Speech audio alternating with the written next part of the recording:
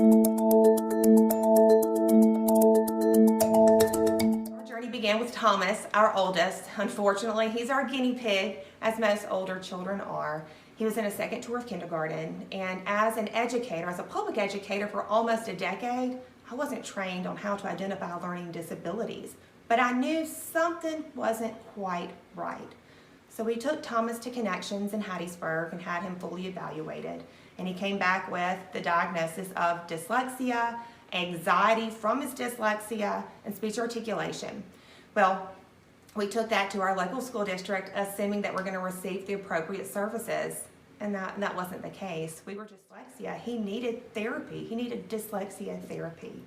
Well, we decided that I would be the one to be his provider. As an educator, I knew that I needed to give him that one-on-one therapy. So we enrolled in Mississippi College's dyslexia therapy program, and we haven't looked back since. Our second child, Henry, was coming along, and I was already enrolled in the therapy program at Mississippi College, and he was showing the same red flags as his brother. So fortunately for him, we had already learned through his brother what to look for.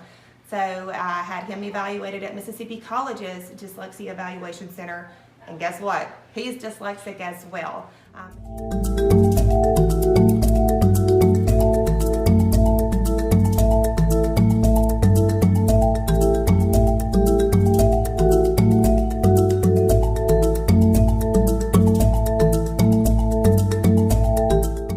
At Henry is currently waitlisted. We are blessed that Thomas, our oldest, was pulled off the wait list last year, but Henry's been on the wait list going on for 2 years now, and we're running out of time. He had an IEP in the public school, and we know that that term limit is 5 years, and I'm not going to put him in a public school setting just to renew our IEP. So right now he has 3 years left on that IEP to be eligible for the ESA. Thomas was chosen last year, and when I got that letter in the mail, I mean, I've got chill bumps now. You cry, I mean, I just, tears of joy, because we don't have to wait anymore. That Thomas will be fine. He'll be taken care of. That financial burden is lifted a little bit, because he is covered.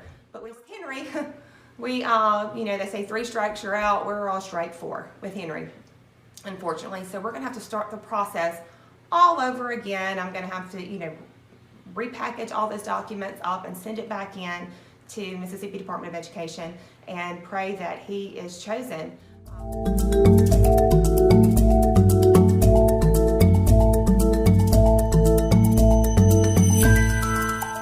the end of the day, it's me and my husband who have the best interest of our child.